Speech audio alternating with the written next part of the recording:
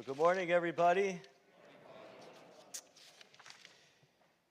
So, welcome again, especially to our first Holy Communion. Kids, today's a really big day.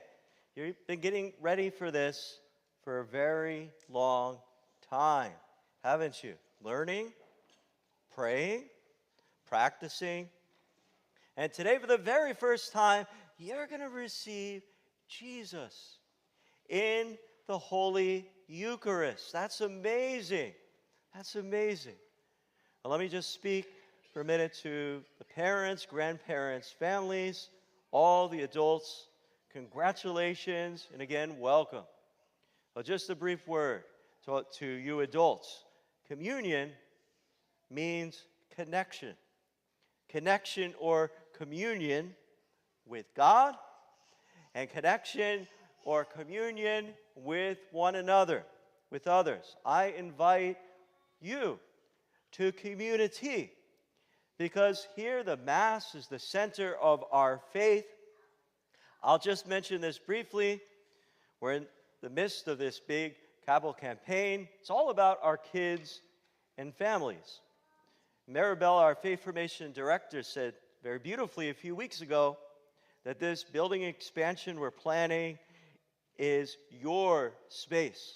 It's your space, a space to build relationships, a space to build community, a space to build faith. As I'm so grateful. There's one thing I'm going to say to the kids is that we're seeing this. Kids are growing in faith, and they're dragging their families to church. It's amazing. So thank you for all your response to the parishioners so far. And to all families, all visitors here, you're welcome always to commit more deeply to our growing community, where it's amazing to see people here, especially in the last couple of years, coming more deeply into a relationship with Jesus, hearing the Word, getting to know Him and love Him in the Eucharist. Not just more and more numbers of people coming to Mass, but more and more hearts burning with love. Just as we heard that story a couple weeks ago of the two disciples who encountered the risen Lord on the road. That's what's happening here. And as I said 2 weeks ago, you can't hear the Word and participate in Holy Communion just on your own. It's not possible. So that commitment to community, and specifically to weekly worship at Mass, and makes all the difference for our lives. And for you personally, parents and families, I always say our faith can always help us. Our religion always helps us in every aspect of our life, as well, of course, as for our kids and the family. So just come and see. Commit, you're invited. So now, kids, I want to tell you something important about today. This is not the end of something. It's the beginning of something. Something incredible that God has in plan for you. Let me ask you a question. Have you ever been given a job to do? Now, you're only second graders mostly, so not a very big job. But maybe your parents asked you to clean your room, help set the table, take out the trash. Honestly, I'm not saying you say this. Please don't say this. But maybe you're thinking, do I have to? Right? But sometimes, maybe you've been given like a big job, an important job, where somebody is trusting you. And it feels different because it's like this big responsibility. Maybe for you, it's watching your baby brother or sister or your baby cousin or something just for a few minutes while your parents are in the kitchen. Or maybe you were asked to take care of a pet for a little while.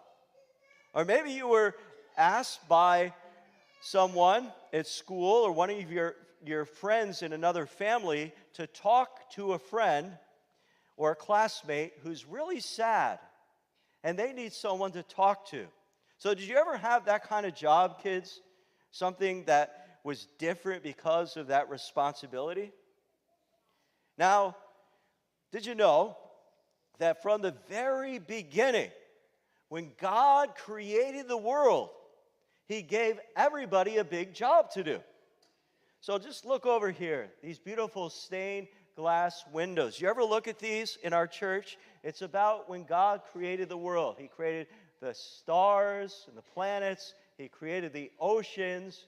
He created the earth and all the plants and the trees. And then he created our first parents, Adam and Eve. And when God made all those things, the trees, the animals, the oceans, he gave it to us, human beings. And he said, take care of it, love it, help it grow. That was a big job. And that was our mission. But then, sadly, something went wrong. People just stopped listening to God. People chose their own way instead. And when that happened, well, the world got a little bit broken. You know, you can still see things going bad sometimes, can't you? Sometimes people get hurt that we know of. Maybe you've gotten hurt. Sometimes people feel left out. Sometimes people are lonely. People are treated unfairly. So our world isn't the way it's supposed to be. But here's the good news. God didn't give up. God didn't give up. He sent us Jesus. And Jesus came to the world to fix what is broken. He healed people. He forgave people. He loved people. He loved you. And he loves especially those people that nobody else notices maybe. And so here's my big point today I want to make. After Jesus rose from the dead, see the resurrection up here, after he rose to the dead on Easter Sunday, he said something super surprising. Really, he turned to his followers, the apostles and the others, people just like you and me. A lot of them were just kids. They were young. And you know what he said? Now it's your turn. It's now your job to heal, to forgive, to love. And that's what the church is and is meant to be. A lot of people think that quote-unquote church means a building. But it's not. The church is people. The church is really a movement. You know what a movement is?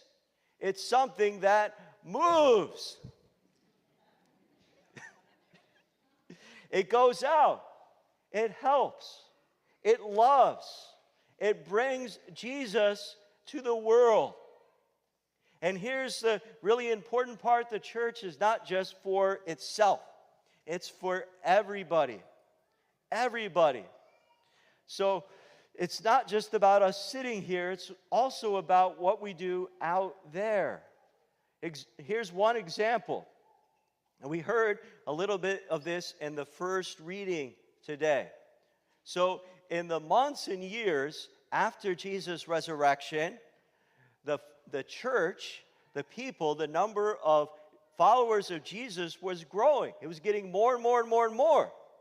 But as we heard in that first reading, there was one point and there was a problem. The problem was that some people, widows, that is, women whose husbands had died, these widows, they were being forgotten. And so for some reason, the widows weren't receiving food. And the church noticed. You know, they could have just said, that's not our problem. But they didn't.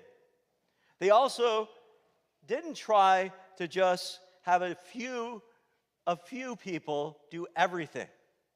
Instead, they chose certain people, good, kind, and wise people, and they gave them a mission.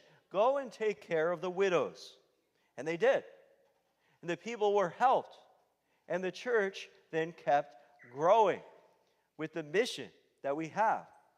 And so, kids, what does this have to do with you today? Everything. Because today, only day in your life ever that you receive Jesus the first time. And remember his precious body in Holy Communion and the Holy Eucharist is not just a symbol. It's not just a reminder. You receive Jesus himself. And when Jesus comes to you, he doesn't just come and stay quiet. He comes to you to then send you out. Your mission field, what's that? It's the place where you share Jesus with others, your mission field. It's probably not around the world somewhere, like in China. It's not far away. It's close. It's in your home. It's at your school. It's with your friends. It's with your family. So that's your mission field. What does that mission look like for you? It might look like, here's a few examples. Being kind to somebody who's left out. Or sitting with somebody who's alone. Or sharing when you don't have to. Or forgiving, even when that's hard. Or helping without being asked. Your parents will like that one. Small things. But small acts of love can fix big broken things. That's how Jesus worked. And that's how you're going to work too. That's our big job, yours and mine.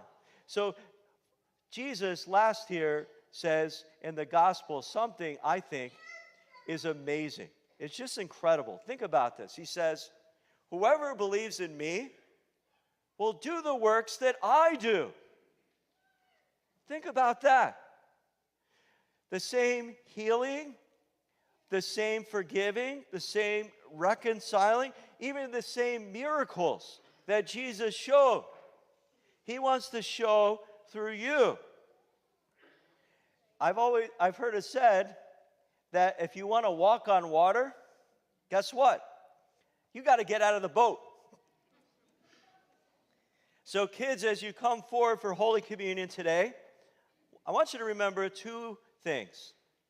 First thing, he's coming close to you because first, he loves you. Remember that always. He loves you. And second, Jesus is sending you out because the world needs you. The world needs you. That's your mission, to be actually Jesus, hands and feet, his eyes and ears, his heart for others. Not someday, not when you're older, right now. Jesus' love shines through you. And today, let his love just explode and shine with everybody around you. So may God bless you today and always. Amen.